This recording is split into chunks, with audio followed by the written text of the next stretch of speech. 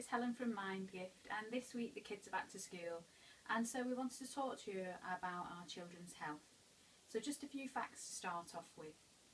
1 in 5 of our children are actually obese. 1 in 3 are overweight.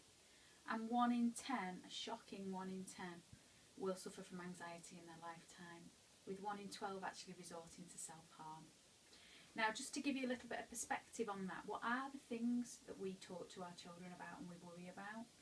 And often it is things like disappearing with strangers, talking to strangers. We worry about them being abducted.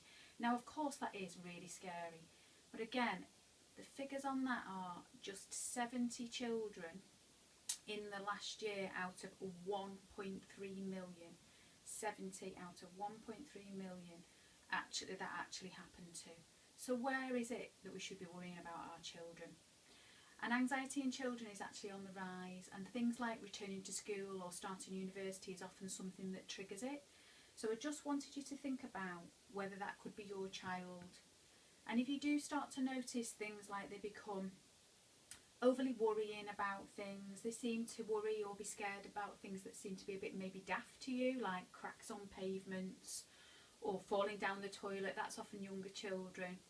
Or if they're in their teens, they start worrying about things a lot and getting more and more anxious, become withdrawn, distracted, unsettled, maybe rude. Now you might think that's all teenagers, but you do know your child, so follow your instincts. Sometimes they're struggling to be sick, they might not be sleeping very well. So if you notice any of those things in your children, what can you do? What you can do is actually lead by example. Things like how many hours are you all sleeping? 8 hours sleep and getting into a routine is really important. How much sugar are you eating? What's going on in your diet? If you're eating well, I'd say on balance about 5 days a week. Everything's in balance for us at Mindgift. We don't have to go to extremes and we don't have to make ourselves miserable.